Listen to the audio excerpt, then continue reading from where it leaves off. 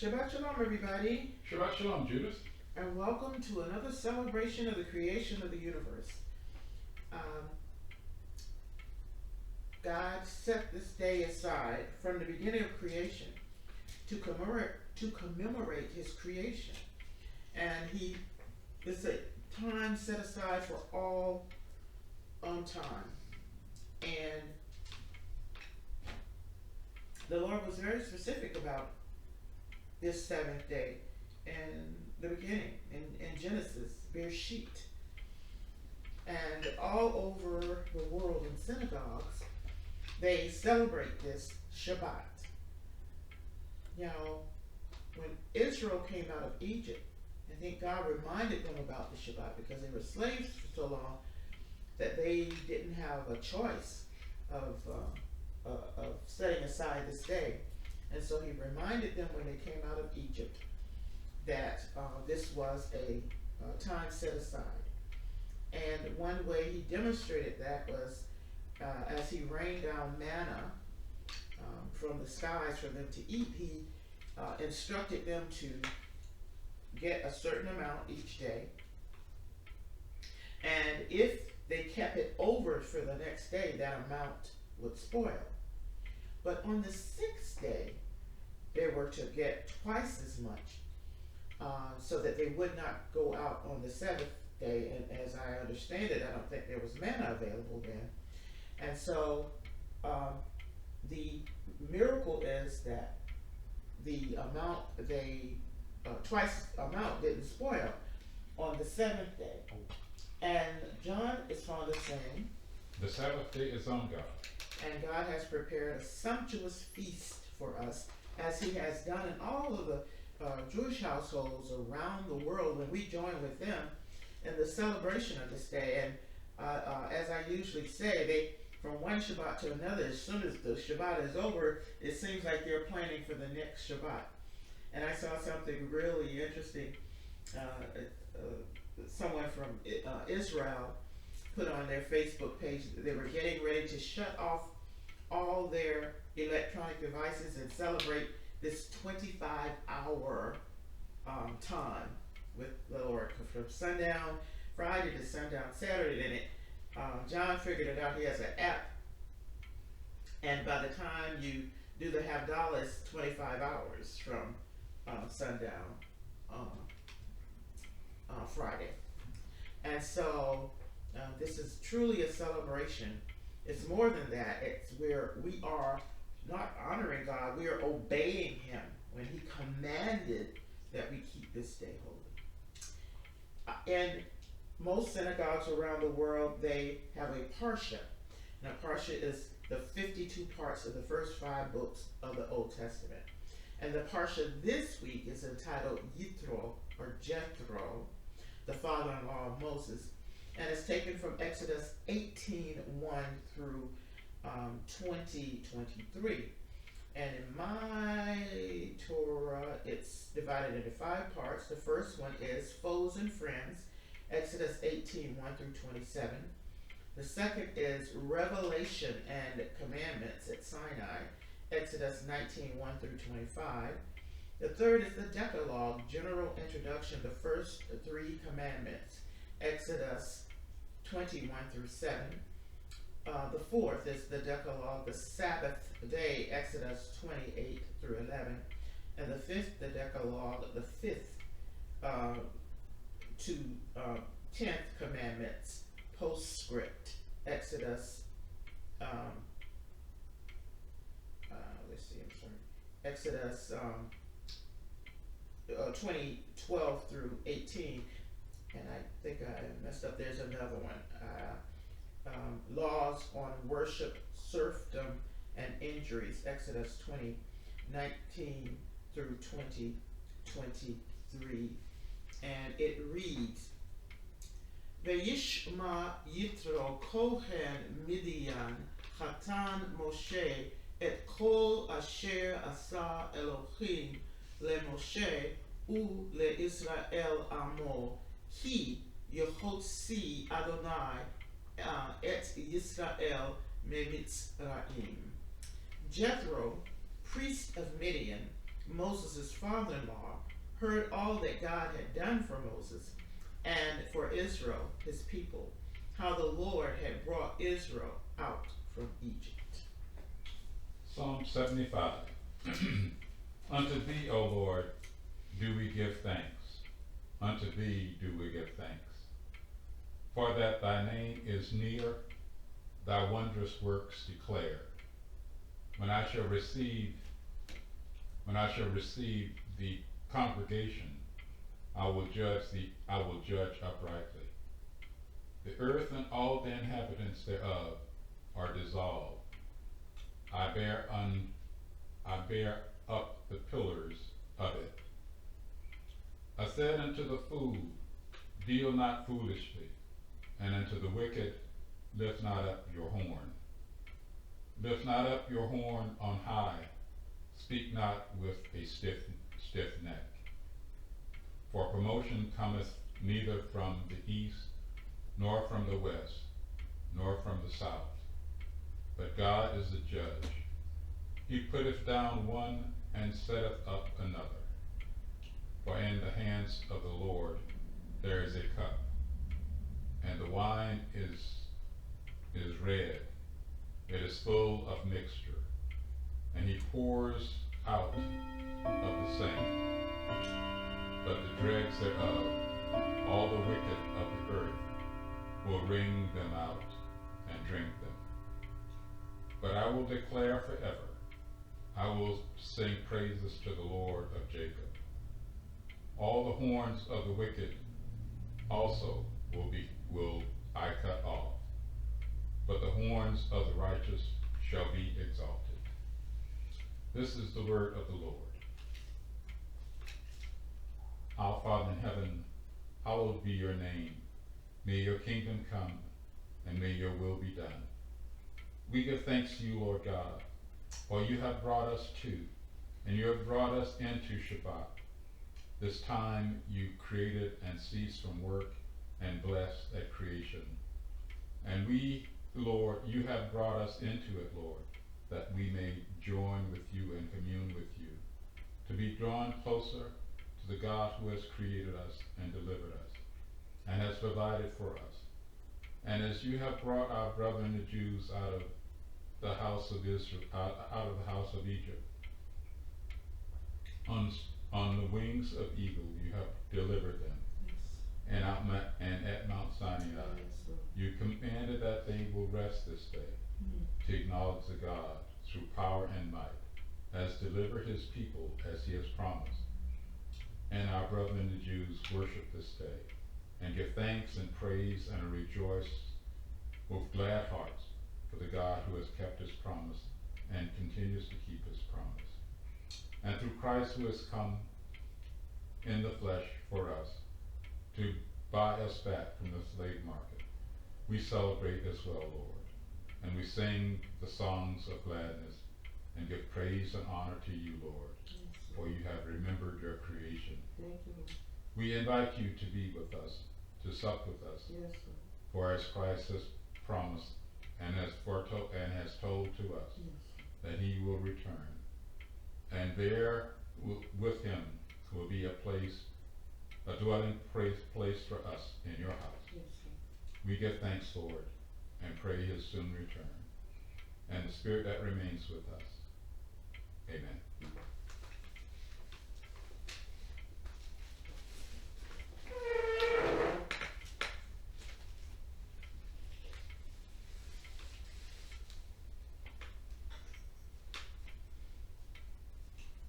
Baruch atah Adonai Eloheinu melech haolam, hamotzi lechem min sarach.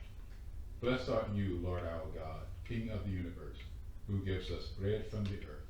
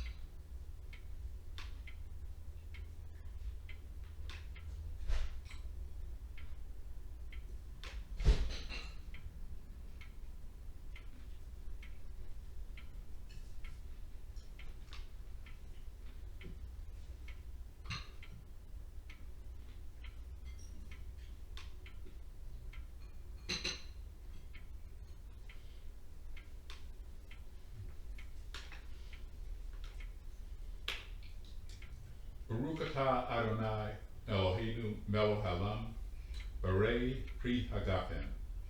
Blessed art you, Lord our God, King of the universe, who gives us the fruit of the vine. Shabbat Shalom. Shabbat shalom.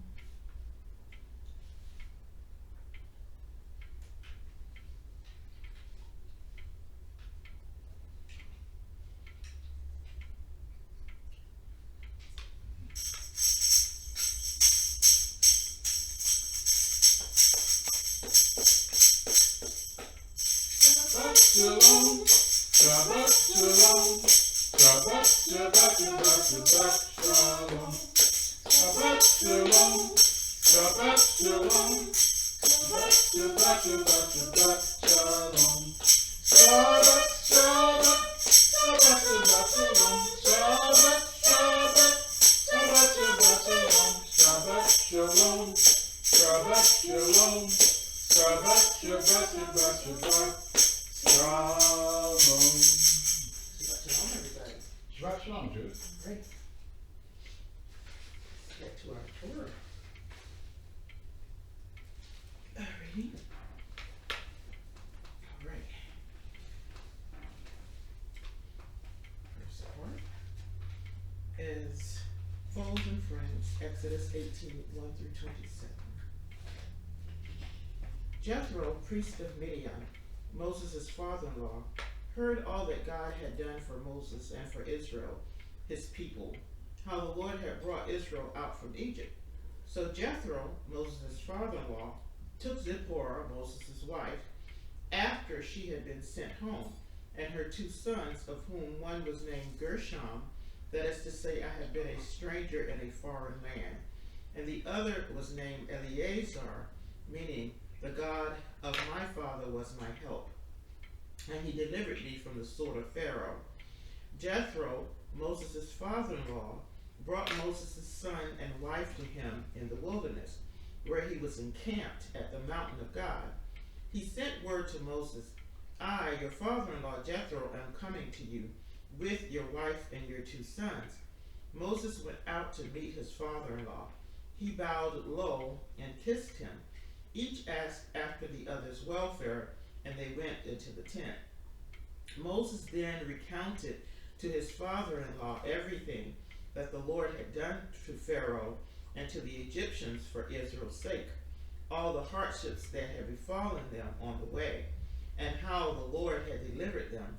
And Jethro rejoiced over all the kindnesses that the Lord had shown Israel when he delivered them from the Egyptians.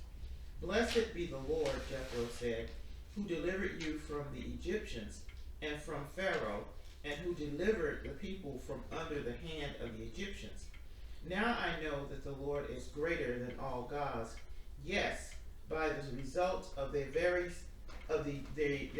schemes against the people. And Jethro, Moses' father-in-law, brought a burnt offering and sacrifices for God. And Aaron came with all the elders of Israel to partake of the meal before God with Moses' father-in-law. Next day, Moses sat as magistrate among the people, while the people stood about Moses from morning and evening. But when Moses' father-in-law saw how much he had to do for the people, he said, What is this thing that you're doing to the people? Why do you act alone, while all the people stand about you from morning until evening? Moses replied to his father-in-law, It is because the people come to me to inquire of God. When they have a dispute, it comes before me, and I decide between a man and his neighbor, and I make known the laws and teachings of God. But Moses' father-in-law said to him, The thing you are doing is not right. You will surely wear yourself out, and these people as well, for the task is too heavy for you. You cannot do it alone. Now listen to me. I will give you counsel, and God be with you. You represent the people before God. You bring the disputes before God, and enjoin upon them the laws and the teachings, and make known to them the way they are to go, and the practices they are to follow. You shall seek out from among all the people capable men who fear God, trustworthy men who spurn ill-gotten gain. Set these over them as chiefs of thousands, hundreds, fifties, and tens, and let them judge the people at all times. Have them bring every major dispute to you, but let them decide every minor dispute themselves. Make it easier for yourself and let them share the burden with you. If you do this, and God so commands you, you will be able to bear up, and all these people too will go home unwearied.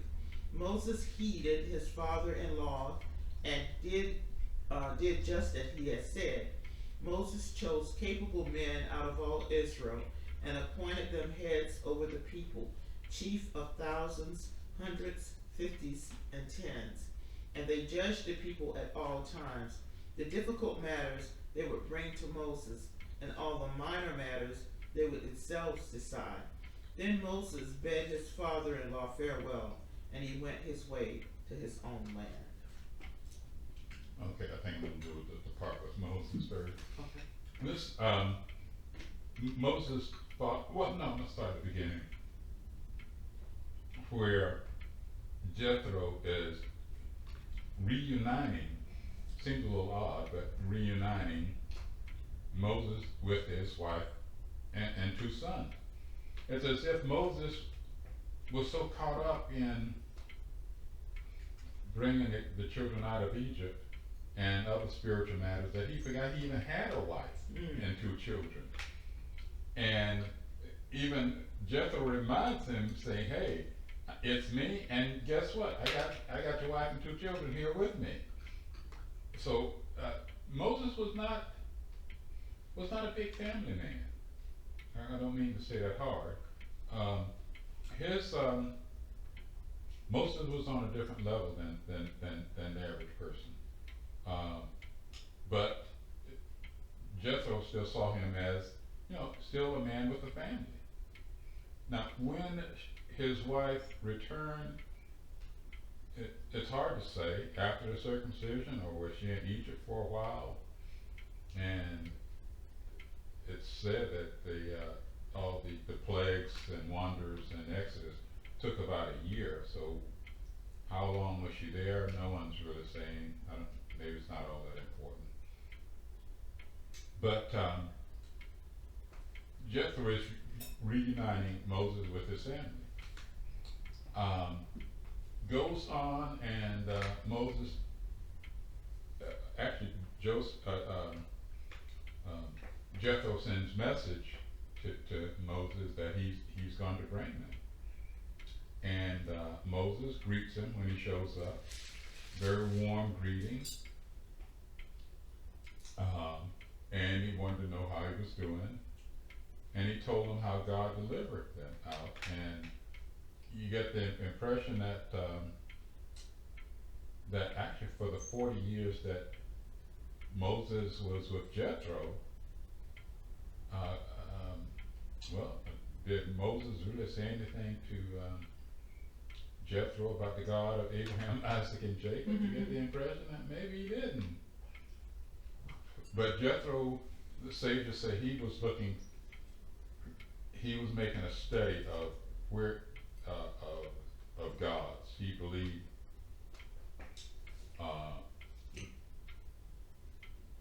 he was not a believer in Abraham's God, but he was seeking him, and he would study him, and then he finds out, nope, that's not true, and then went on to another one. But thanks to Moses, what Moses had done, he understood, and he came to the truth and knowledge of God. And then from there, he offered sacrifices. They ate a meal, and Jethro stayed the night. The next day, he sees what Moses is doing, and then observe. The guy just got there one day, and he sees a problem, and he's going to start putting his 2 cents in. And maybe Jethro learned from that. Say, wait a minute, this could be, if I end up staying here, would this usurp Moses' authority and people start looking to me as opposed to Moses, and that's why I have to leave? It could be. But he does give Moses some good advice. Now this one says he took the advice, but he only took half the advice.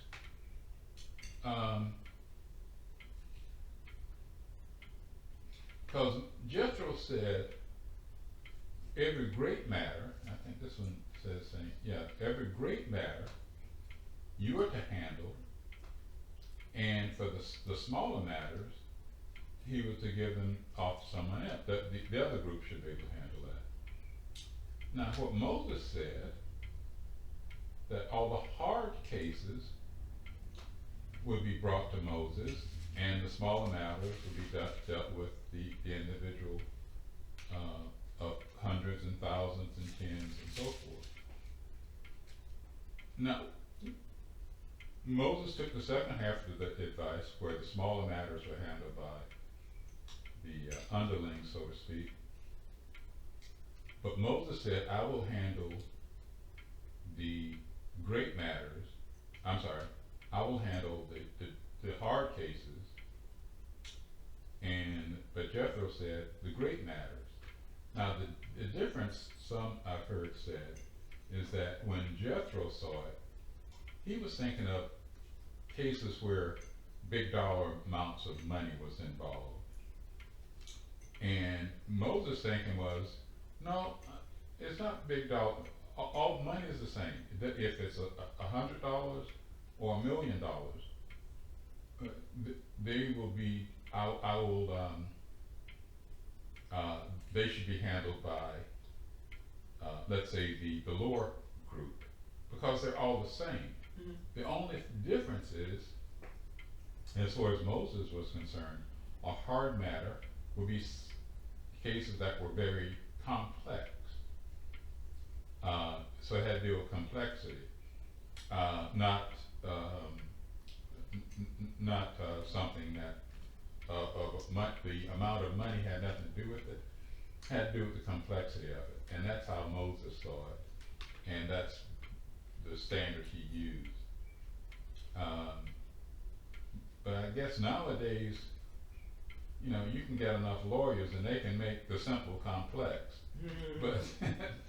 But Moses only wanted to handle the more complex issues, as opposed to, oh, this is worth $1 million, I'll handle that.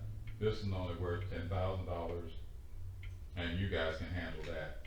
It had to do with complexity.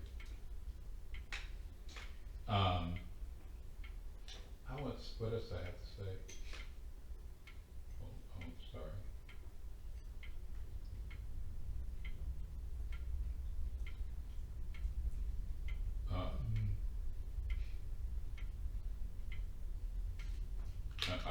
That's all I have for now. You did? Okay. Yeah. Well, as usual, I like to bring this up in verse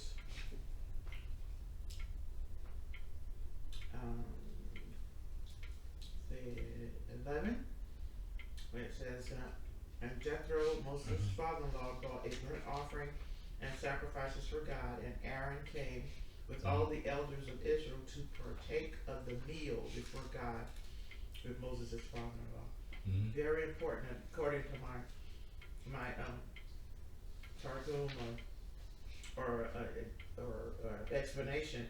It says to partake, according to some scholars, sharing the meal was an essential aspect of the sacrificial communion with the divine. Again, there's a meal being shared with God. Mm-hmm. And when you think about it, the Shabbat table, we are sharing this meal with God. That's why it's always in houses, Jewish houses around the world, it's an ornate meal because the divine is present. It's the King of the universe is here, and you don't set out everyday dishes for the King of the universe. You set out the best you have, and then you bring the best food, and you bring many portions of food, and it becomes just very elaborate because of the King of the universe.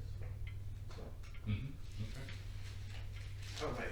Our next part is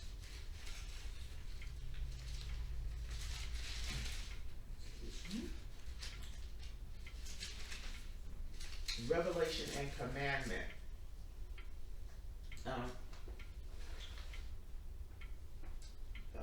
Revelation commandment at Sinai, Exodus 19:1 through 25. On the third new moon after the Israelites had gone forth from the land of Egypt, on that very day they entered the wilderness of Sinai. Having journeyed from Rephidim, they entered the wilderness of Sinai and encamped in the wilderness. Israel encamped there in front of the mountain, and Moses went up to God. The Lord called to him from the mountain, saying, Thus shall you say to the house of Jacob, and declare to the children of Israel, You have seen what I did to the Egyptians, how I bore you on eagle's wings, and brought you to me. Now then, if you will obey me faithfully, and keep my covenant, you shall be my treasured possession among all the peoples. Indeed, all the earth is mine. But you shall be to me a kingdom of priests and a holy nation. These are the words that you shall speak to the children of Israel. Moses came and summoned the elders of the people and put them all the words that the Lord had commanded him. All the people answered as one, saying, All that the Lord has spoken we will do. And Moses brought back the people's word to the Lord. And the Lord said to Moses, I will come to you in a thick cloud in order that the people may hear when I speak with you. So trust you ever after. Then Moses reported the people's words to the Lord. And the Lord said to Moses, Go to the people and warn them to stay pure today and tomorrow. Let them wash their clothes. Let them be ready for the third day, for on the third day the Lord will come down in the sight of all the people on Mount Sinai. You shall set bounds for the people round about, saying, Beware of going up the mountain or touching the border of it. Whoever touches the mountain shall be put to death. No hand shall touch him, but he shall be either stoned or shot, beast or man. He shall not live. When the ram's horn sounds a long blast, they may go up on the mountain. Moses came down from the mountain to the people and warned the people to stay pure, and they washed their clothes. And he said to the people, Be ready for the third day. Do not go near a woman. On the third day, as morning dawned, there was thunder and lightning and a dense cloud upon the mountain, and a very loud blast of the horn, and all the people who were in the camp trembled. Moses led the people out of the camp toward God, and they took their places at the foot of the mountain. Now Mount Sinai was all in smoke, for the Lord had come down upon it in fire. The smoke rose like the smoke of a kiln, and the whole mountain trembled violently. The blast of the horn grew louder and louder as Moses spoke. God answered him in thunder. The Lord came down upon Mount Sinai on the top of the mountain, and the Lord called Moses to the top of the mountain, and Moses went up.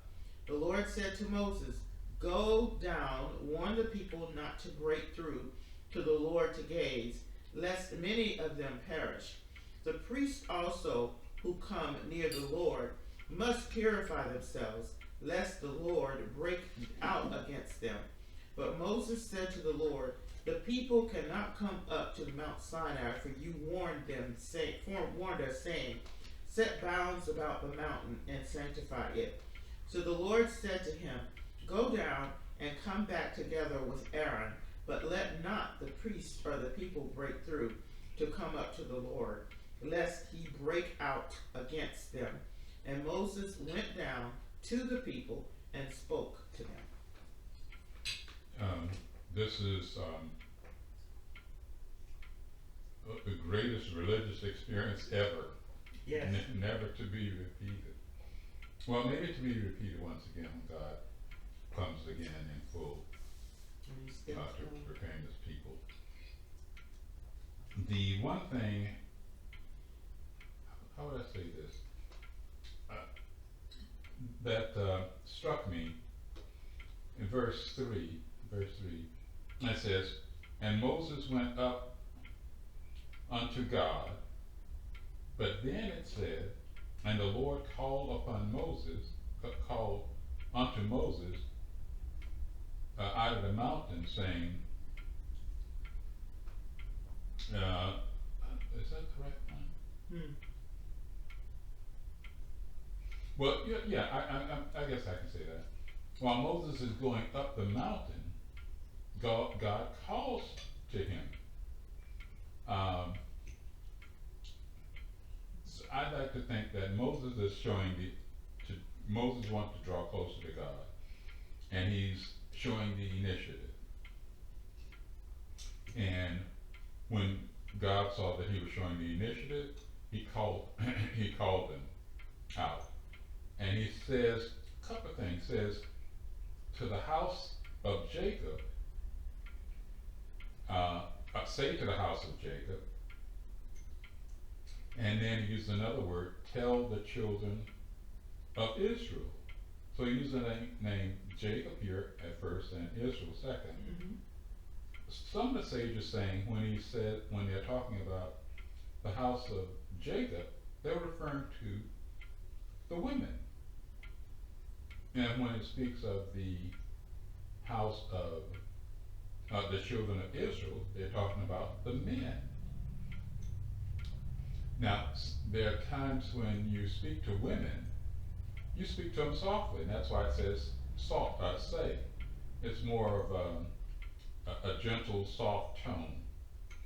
I guess from women, it's not always what you're saying, but how you say it.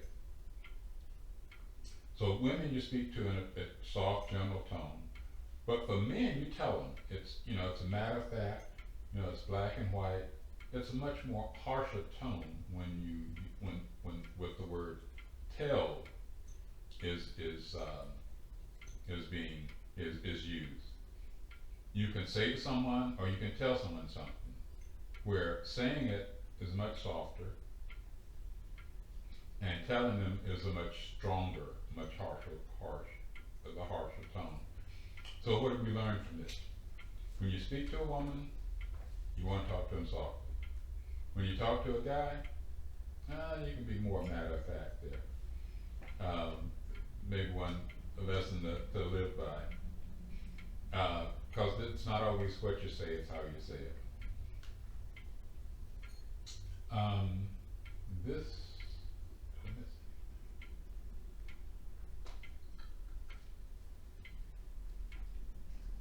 Yes, it mentioned there was 3 days worth of preparation.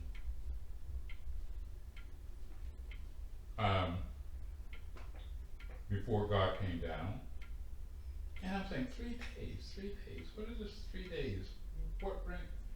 There's something else that rings a bell with 3 days. Creation was dealt with 3 days.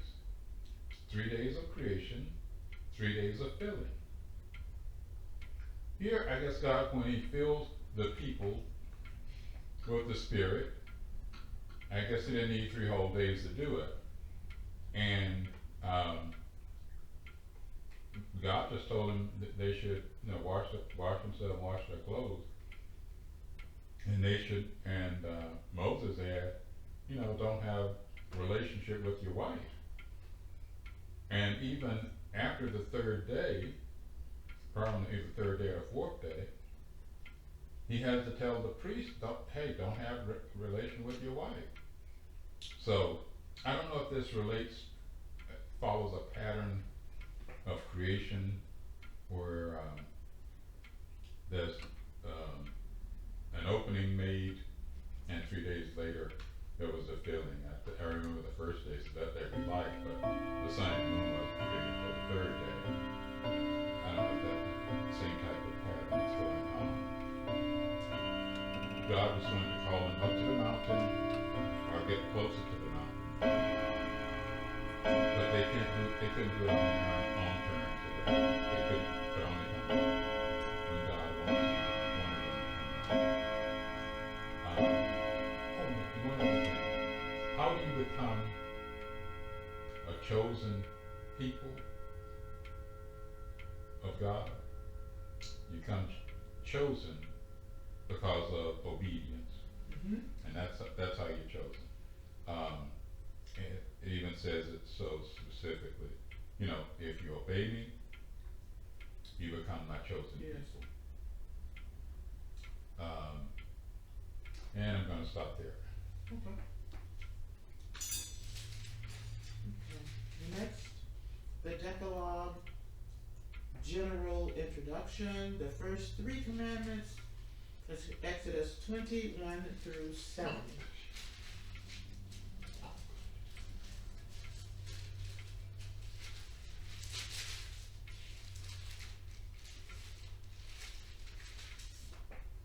God spoke all these words, saying, I, the Lord, am your God, who brought you out of the land of Egypt, the house of bondage. You shall have no other gods before me. You shall not make for yourself a sculpted image or any likeness of what is in the heavens above, or on the earth below, or in the waters under the earth. You shall not bow down to them or serve them. For I, the Lord, your God, am an impassioned God, visiting the guilt of the fathers upon the children, upon the 3rd and upon the 4th generations of those who reject me, but showing kindness to the 1000th generation of those who love me and keep my commandments. You shall not swear falsely by the name of the Lord your God, for the Lord will not clear one who swears falsely by his name.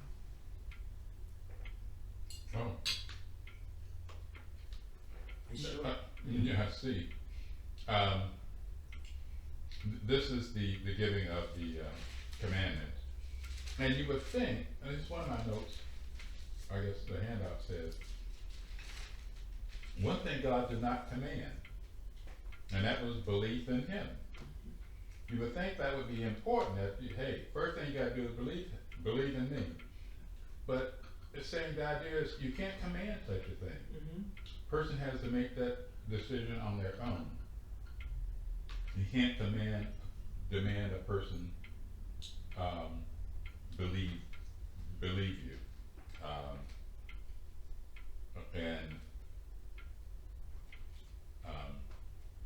At first I thought, well, why not? But it's not possible.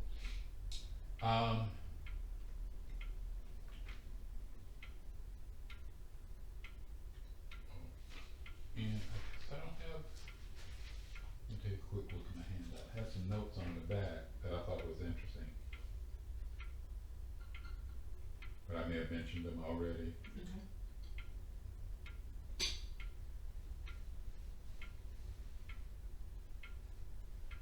I think that's all I have for now.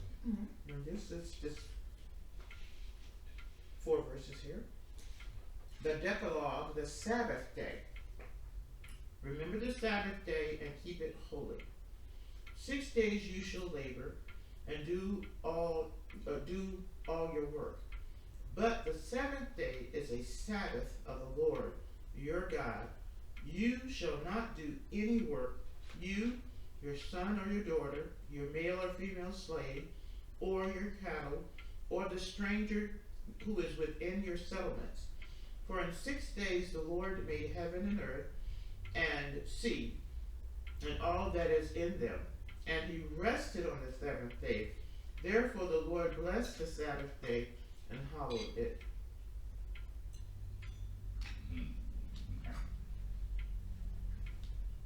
Now this is a pattern that we pause and reflect upon our work. We get renewed, and God wants us to follow the same pattern that He followed.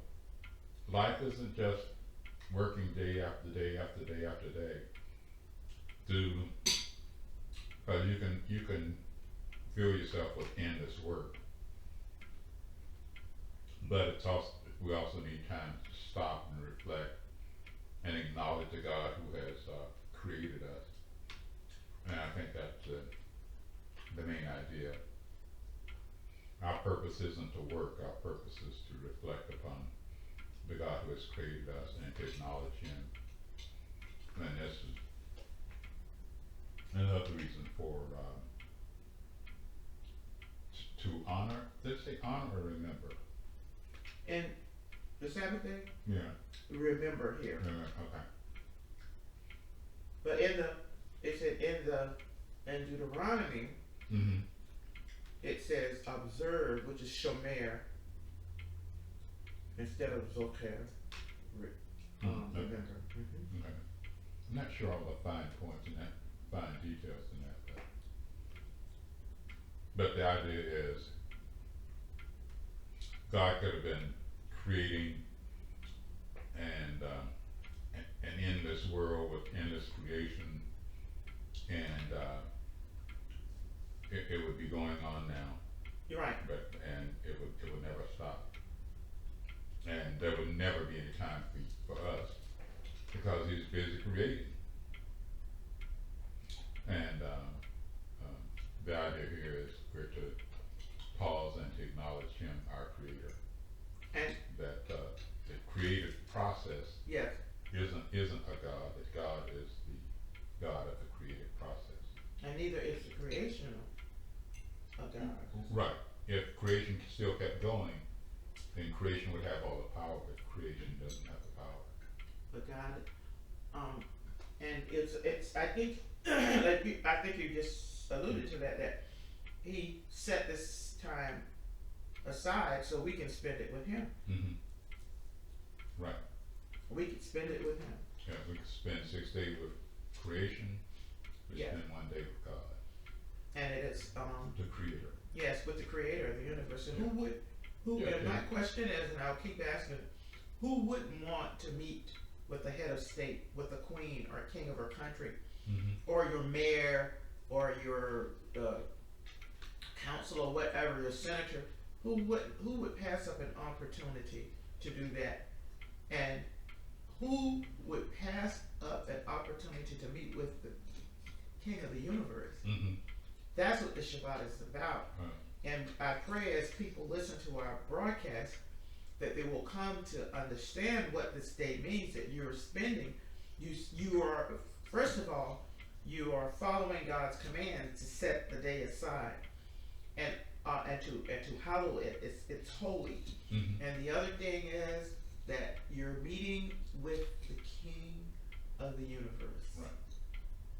Mm-hmm. The King of the universe. And so we meet, we enjoy this meal because the meal is sacred. The meal, just as they did, I was just reading a few verses ago, the meal is very sacred. When you're having a meal with the divine, we're eating this meal, and we are enjoying fellowship with the King of the universe. Mm-hmm. Okay. All right. Next is the Decalogue, the 5th to the 10th commandments, postscript, Exodus 20, verse 12 through 18.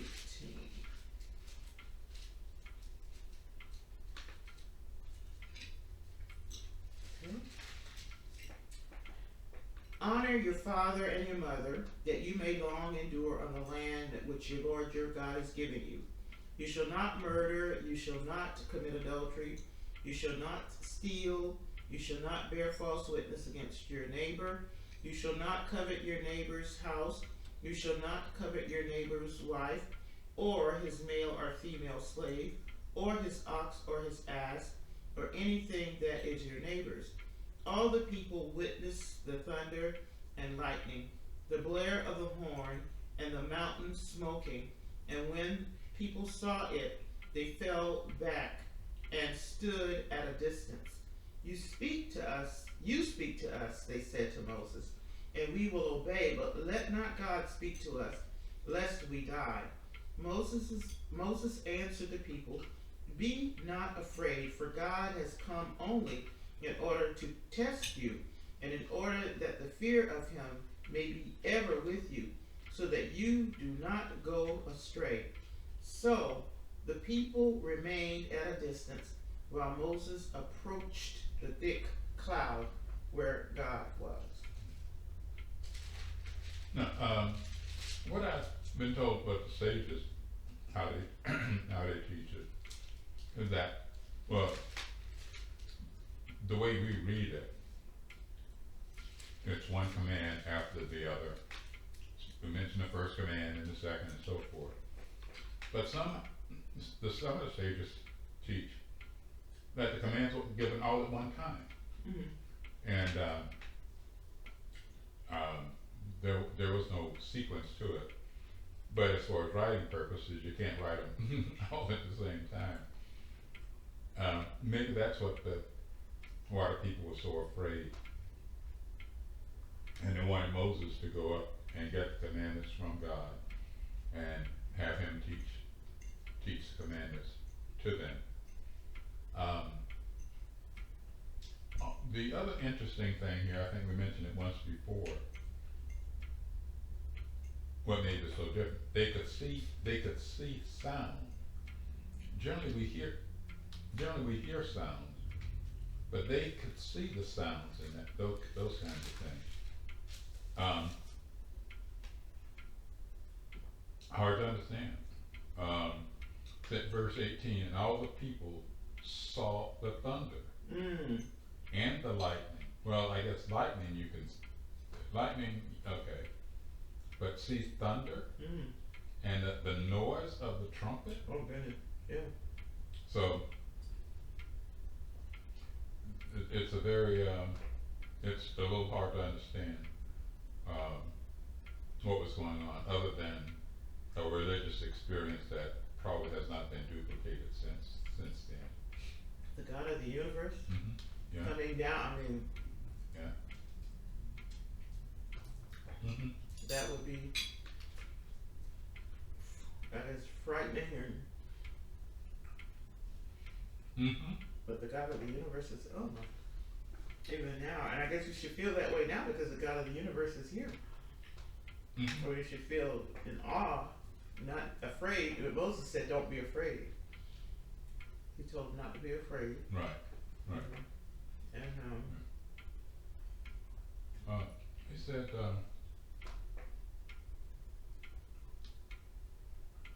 I think the handout you gave used a different word for fear. Moses said, "Fear not, for the Lord come to prove you," and that his fear may be before your face. I think there's two types of fears there. The one fear has to do with obedience, and in fact, even this translation, they spell fear with capital F. The first, and Moses said to the people, "Fear not," with capital F, for God has come to prove you, and that his fear, small f, may be before you. So they use the same word, but doesn't have the same meaning. The fear we speak of mostly when we fear God has to do with following his instruction, as opposed to being destroyed by him. The word for fear in Hebrew here is, it says al tiru, and there's another word for fear, mefached. Right. Mefached is one for fear. Yeah, I saw it somewhere. I can't remember where it is now. But it's the same word, coupled different, not the same meaning. And I think that's all I have for now. Right. And the last part, laws on worship, serfdom, and entries. Exodus 20:19 through 23. The Lord said to Moses, "You shall say to the Israelites, you yourselves saw that I spoke to you from the very heavens. With me, therefore, you shall not make any gods of silver, nor shall you make for yourselves any gods of gold. Make for me an altar of earth, and sacrifice on it your burnt offerings and your sacrifices of well-being, your sheep and your oxen, in every place where I cause my name to be mentioned. I will come to you and bless you. And if you make for me an altar of stone, do not build it of hewn stones, for by wielding your tool upon them you have profaned them. Do not ascend my altar by steps, that your nakedness may not be exposed upon it. Some teachers teach that. No, there are no steps, because two things.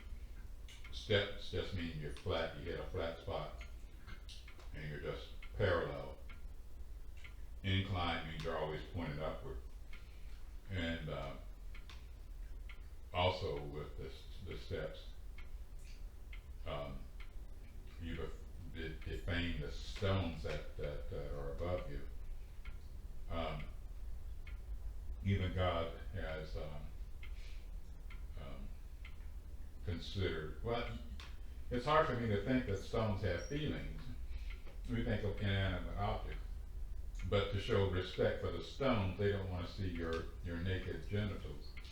So it's not an easy verse to understand or to translate, but this is a command that they should do so they do not expose themselves even to stone. But that's all I have for you. Okay. But that ends the Torah portion. Yitro for this week, and the parsha for next week is entitled Mishpatim. And 1 minute.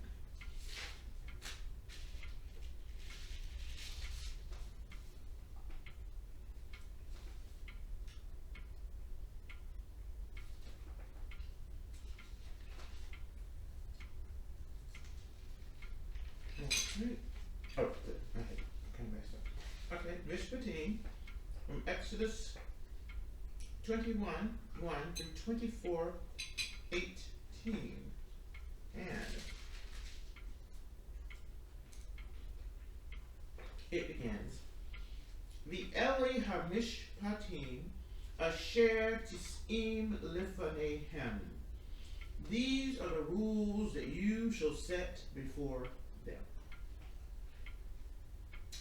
Right.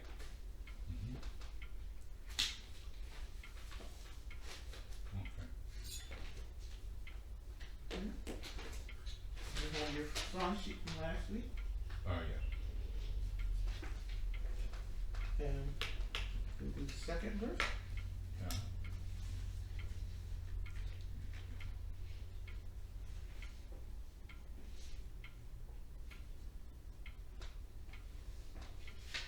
Be still my soul, the God thou understand, to guide the future as he has the past. Thy hope, thy confidence, let nothing shake. All now mysterious shall be bright at last. Be still my soul, the waves and wind will still know his voice will rule them while he dwells below.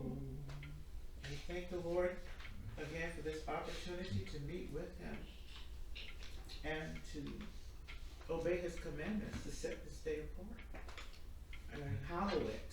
We thank him for the opportunity, and we look forward to what he has to say to us this day. We plug into him as we've unplugged from the world.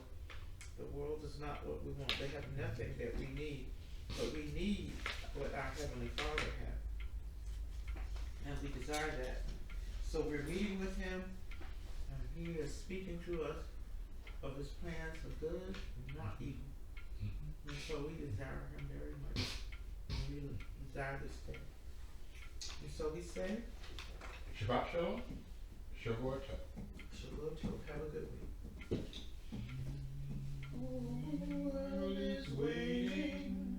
Sing the song of Shabbat. Whole world is waiting. Sing the song of Shabbat. Whole world is waiting. Sing the song of Shabbat.